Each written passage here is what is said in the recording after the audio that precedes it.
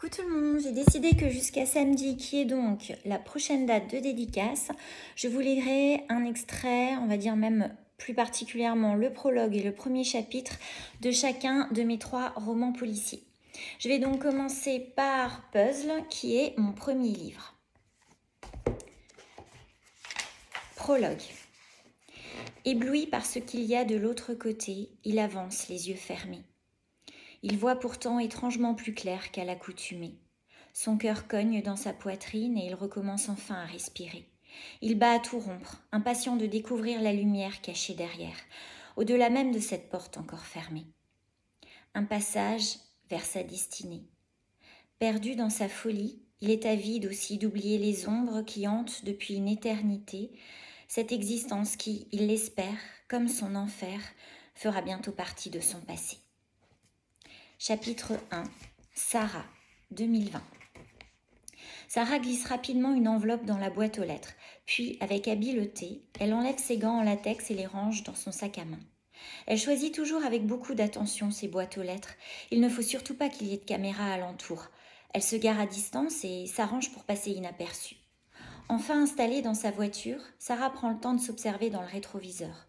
2 grosses cernes soulignent ses yeux bleus et une grande fatigue se lit sur son long visage pâle. Elle a très peu dormi cette nuit. Eva est revenue la voir, d'où sa présence ici. Elle n'a pas encore entendu parler de cette affaire. Pourtant Hugo l'informe toujours en priorité et lui donne même souvent l'exclusivité en échange de l'aide qu'elle lui apporte régulièrement. S'il savait qu'en plus de le seconder officieusement dans ses enquêtes, elle l'aide aussi de cette façon, en postant ses courriers. Et s'il savait que tout ça, c'est grâce à Eva. Parfois, elle a envie de dire à cause d'Eva. Mais c'est bien grâce à elle qu'elle excelle dans son travail.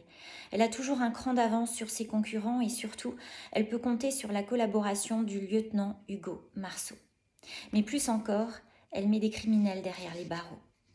Avec les années, Hugo et elle sont presque devenus des amis, mais elle n'a jamais pu lui avouer pour Eva. D'ailleurs, l'aurait-il cru ?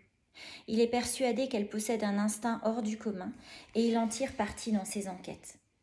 Comme Sarah tire parti de leur collaboration pour ses articles. Leur contrat tacite s'est mis en place progressivement au cours des affaires et au fil du temps. Pourquoi Hugo ne lui a-t-il pas encore parlé de ce meurtre ? Se peut-il qu'il ne soit pas encore au courant ? C'est le genre d'affaire auquel on ne voudrait jamais être confronté. Le meurtre d'une fillette.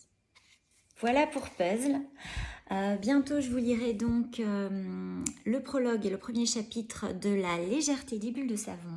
En attendant, je vous souhaite une très bonne journée et je vous dis à bientôt.